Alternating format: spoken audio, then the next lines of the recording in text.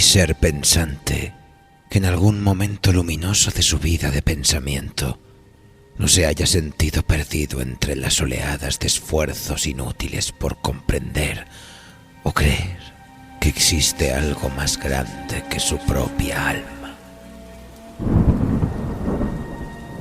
Edgar Allan Poe. Eureka. Un poema en prosa.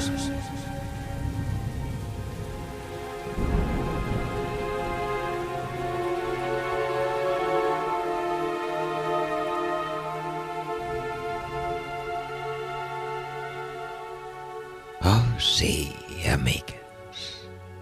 Vuelve el maestro Poe a Noviembre Nocturno, con una obra que reinterpretamos para ustedes en homenaje a su afamada prosa poética. Y es que pocas historias de nuestro querido Edgar condensan con tanta precisión la esencia de su pensamiento poético y filosófico como su breve pero enigmática fábula Silencio.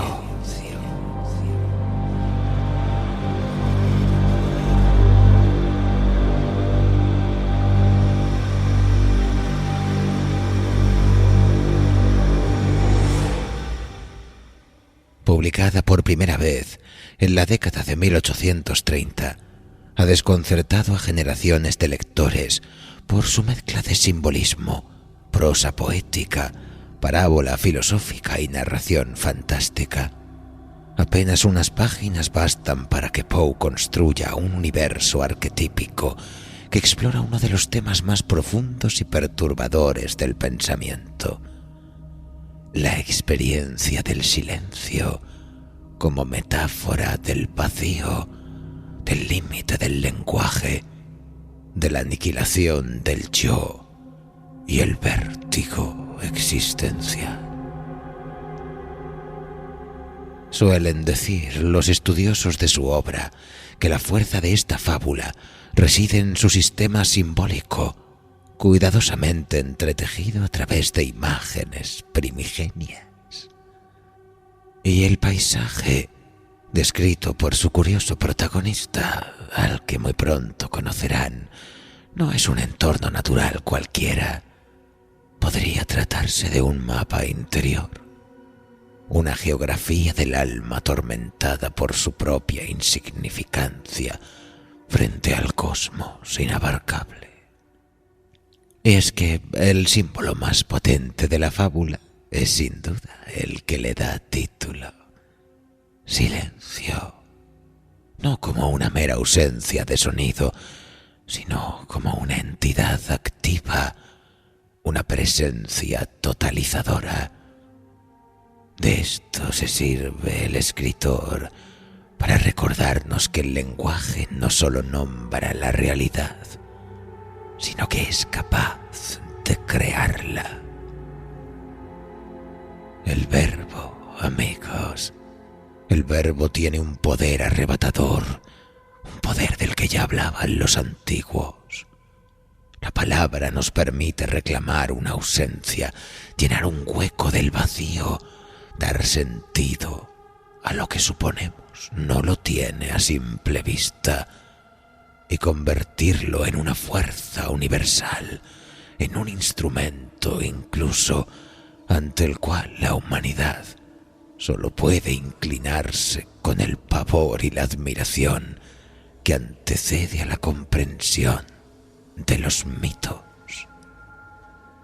El poeta Thomas Hardy describía de forma similar los temores de los mortales ante el vacío de las estrellas. A primera vista, difícilmente pensarías que monstruos horribles yacen allá arriba, esperando ser descubiertos por una mente medianamente penetrante. Monstruos que no son siquiera comparables con los titanes que pueblan las profundidades del océano. ¿Pero qué clase de monstruos serán? Monstruos impersonales, inmensidades. Hasta que una persona no ha pensado en las estrellas y sus interespacios, difícilmente ha aprendido que hay cosas mucho más terribles que los monstruos con forma, es decir, monstruos de magnitud sin forma conocida. Tales entidades son los vacíos y parajes desolados de los cielos, y en ellos nuestra vida se sumerge mucho más allá de cualquier centelleo que hayamos podido visitar hasta ahora.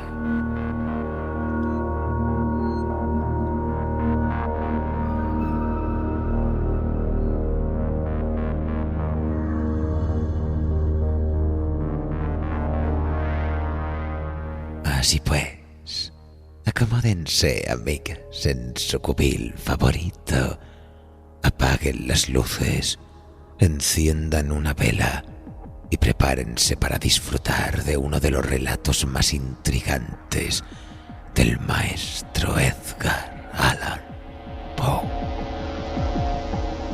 Con todos ustedes, silencio.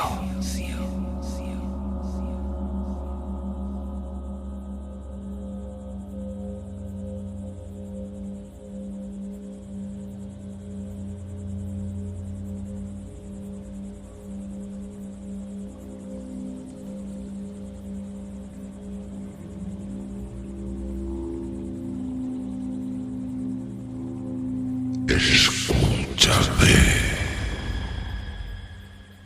dijo el demonio, apoyando la mano sobre mi cabeza.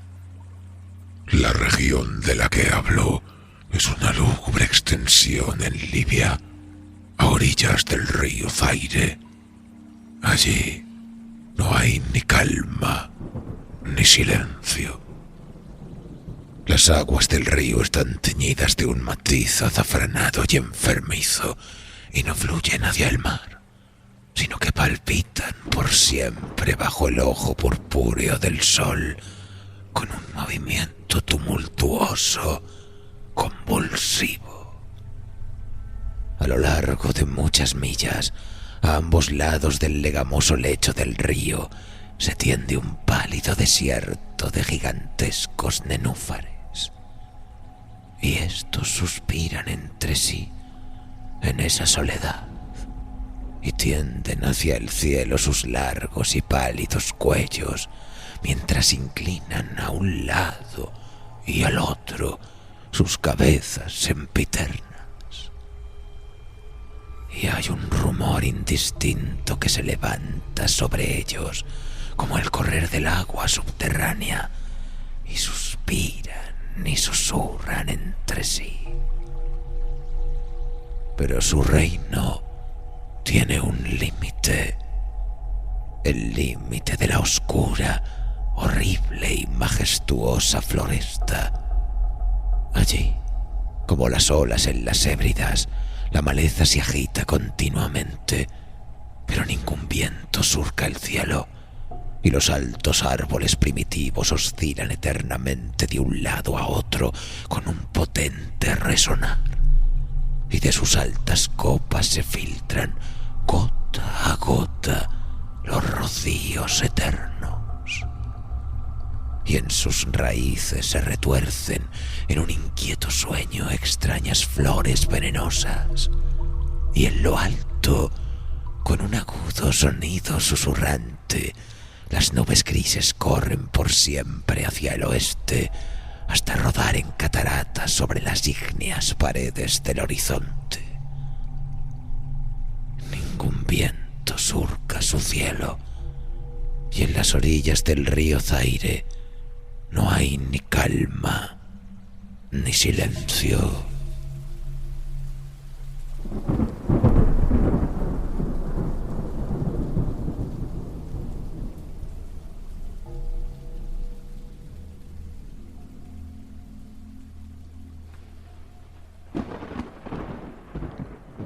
Era de noche y llovía, y al caer era lluvia, pero después de caída era sangre.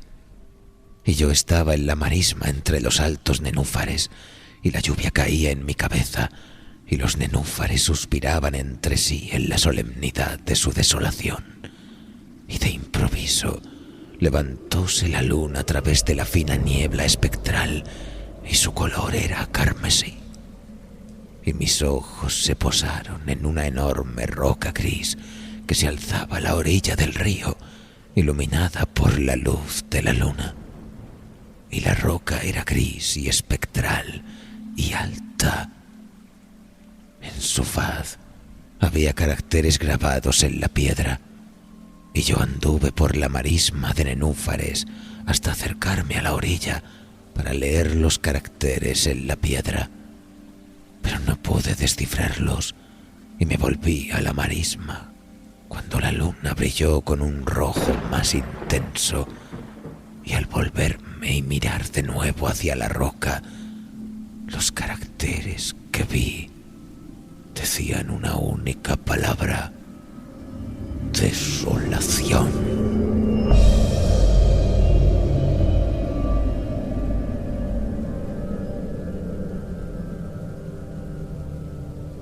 Y miré hacia el cielo, y en lo alto de la roca había un hombre, y me oculté entre los nenúfares para observar lo que hacía.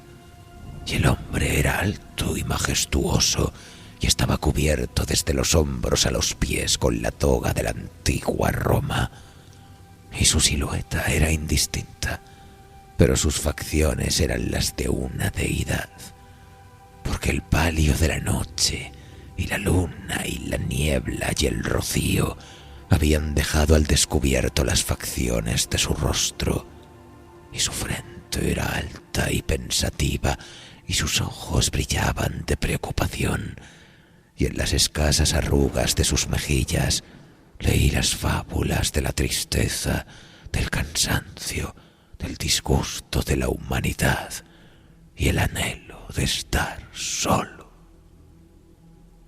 Y el hombre se sentó en la roca, apoyó la cabeza en la mano y contempló la desolación. Miró los inquietos matorrales y los altos árboles primitivos, y más arriba el susurrante cielo y la luna carmesí.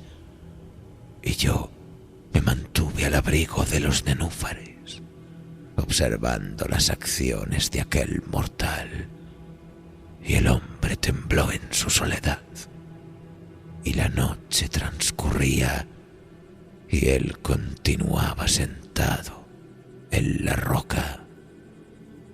Distrajo entonces su atención en el cielo, miró hacia el melancólico río Zaire y las amarillas, siniestras aguas y las pálidas legiones de nenúfares.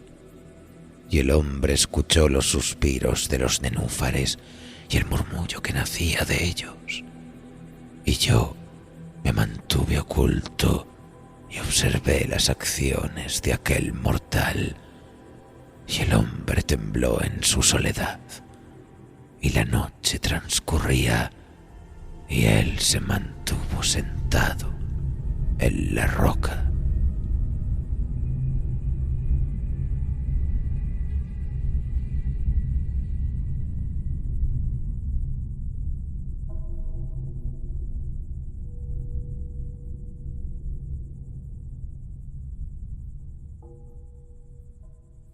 Entonces me sumí en las profundidades de la marisma, vadeando a través de la soledad de los nenúfares, y llamé a los hipopótamos que moran entre los pantanos en las profundidades de la marisma, y los hipopótamos oyeron mi llamada y vinieron con los Behemoth al pie de la roca y rugieron sonora y terriblemente bajo la luna. Y yo me mantuve oculto y observé las acciones de aquel mortal. Y el hombre tembló en su soledad, y la noche transcurría, y él se mantuvo sentado en su roca.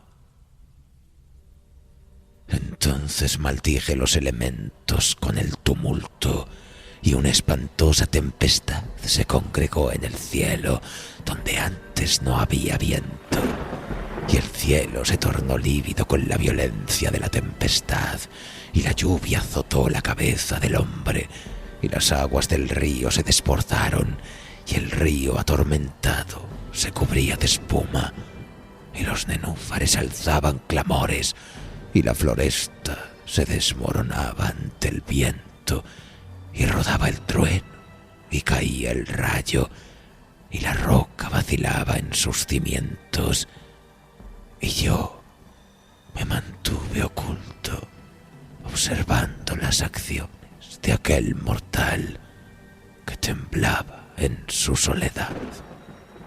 Y la noche transcurría, y él continuaba sentado.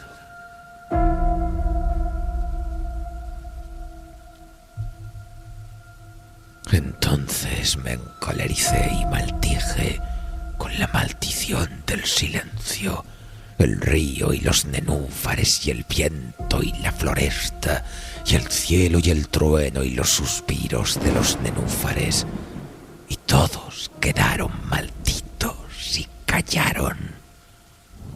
Y la luna cesó de trepar hacia el cielo, murió el trueno, no quedó luz en el rayo, y las nubes se suspendieron inmóviles, y las aguas bajaron a su nivel y se estacionaron, y los árboles dejaron de balancearse, y los nenúfares ya no suspiraban, y ya no se escuchó más el murmullo que nacía de ellos, y no había ni la menor sombra de sonido en todo el vasto desierto ilimitado. Y miré los caracteres de la roca. Habían cambiado. Allí podía leerse una sola palabra: silencio.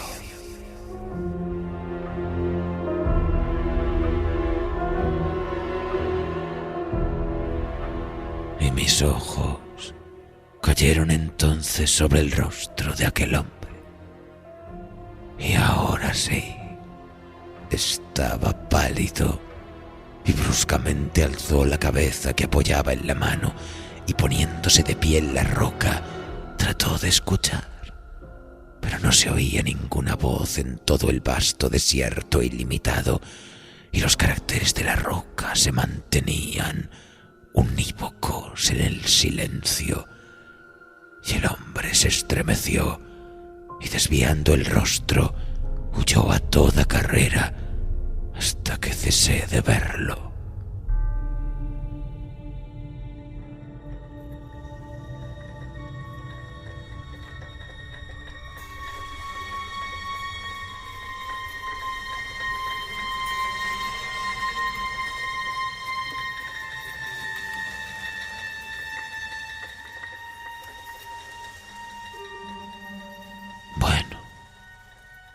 Parece que hay muy hermosos relatos en los libros de los magos, en los melancólicos libros de los magos encuadernados en hierro.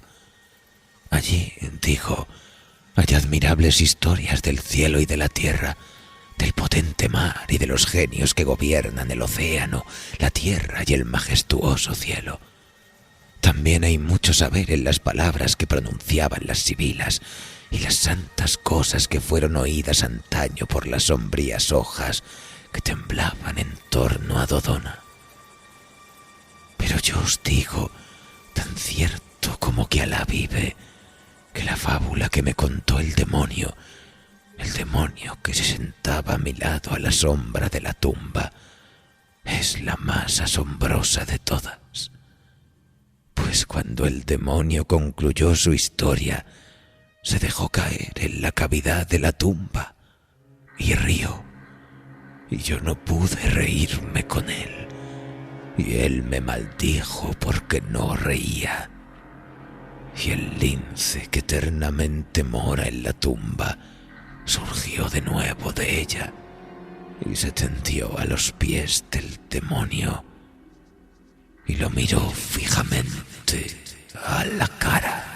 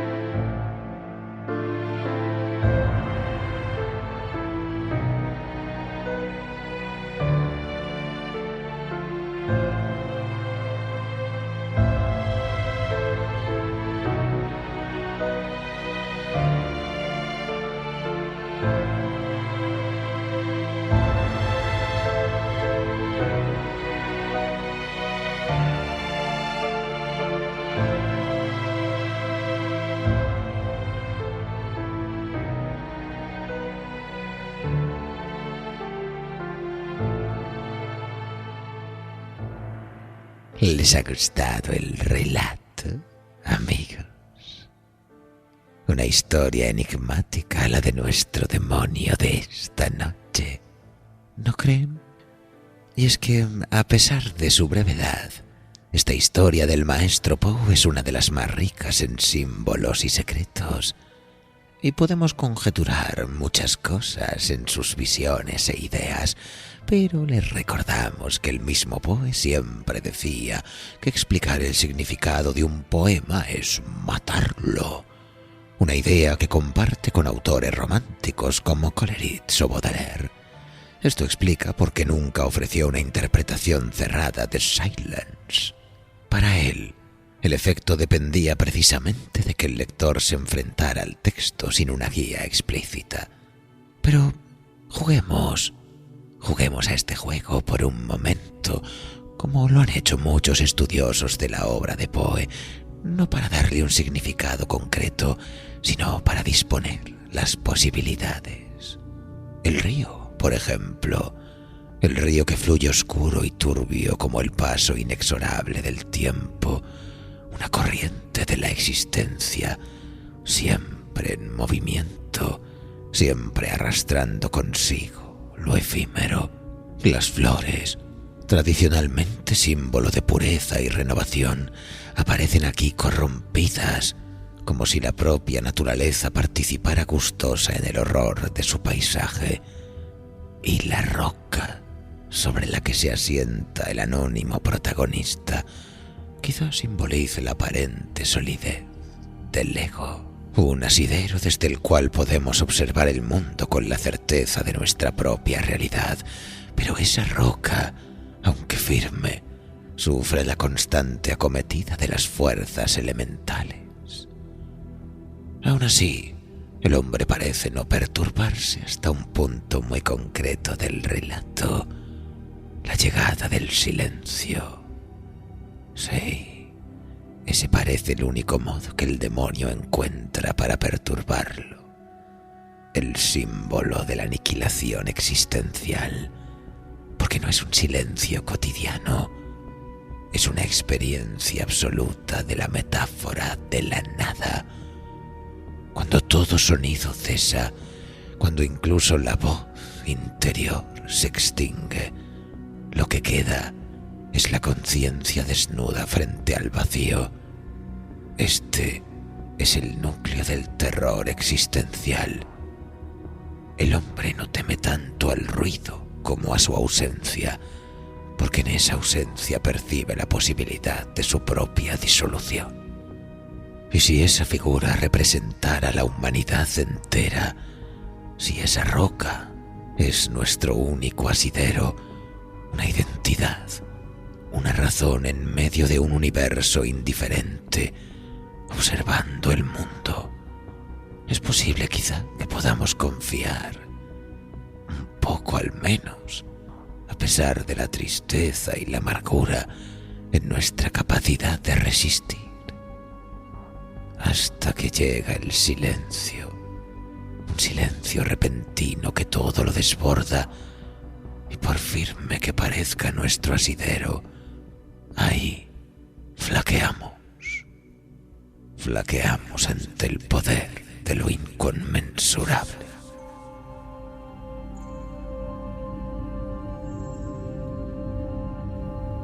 Sin embargo, también hay quienes piensan que la palabra grabada en la roca tiene un significado muy poderoso. La fábula destaca la capacidad de practicar el lenguaje, y de hecho en Poe las palabras no son meros instrumentos descriptivos, son un acto de nominación en el que reside el poder de transformar la realidad. El hecho de que la palabra silence aparezca como una presencia tangible sugiere que nombrar algo es dotarlo de existencia. Esta idea anticipa planteamientos posteriores de la filosofía del lenguaje. Lo que no se nombra no existe del todo, y lo que se nombra adquiere poder sobre nosotros. Así, en la aparente sencillez de una narrativa poética, El poema de Poe oculta una complejidad filosófica extraordinaria, como un espejo oscuro en el que mirarnos. Esta reivindicación por la palabra y la prosa poética de Poe fue determinante en su carrera como escritor y define en parte su capacidad para crear universos que reflejan ideas poderosas y universales, incluso en los actos más cotidianos de los mortales. Porque la escritura, como muchas de las artes que manejamos, es una de las herramientas de las que disponemos para atravesar el infinito.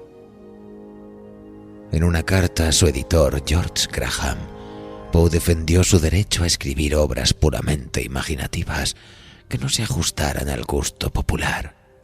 Allí nos dice que algunas de sus piezas son meros experimentos en el efecto del lenguaje y el ritmo, más cercanas a la música que al argumento racional. Sí, también nos lo decía el maestro Michael Ende. Solo su verdadero nombre hace reales a todos los seres y todas las cosas.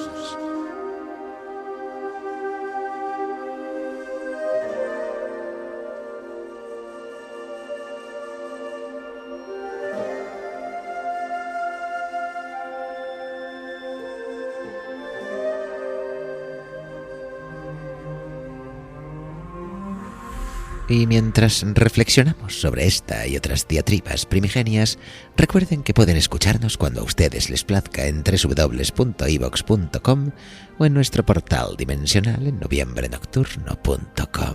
Y por supuesto, esto también tenemos que agradecérselo a nuestros mecenas. Así que, si quieren contribuir a nuestros delirios primigenios, no lo duden. Visiten el perfil de iVoox de Noviembre Nocturno y pulsen sobre el botón de apoyar. ¿Quién sabe? Quizás algún día podamos invocar al gran soñador submarino. Nosotros, por nuestras partes, nos vamos a tomar un último whisky a deshora, porque somos felices con poco. Les deseamos una apacible madrugada desde Noviembre Nocturno.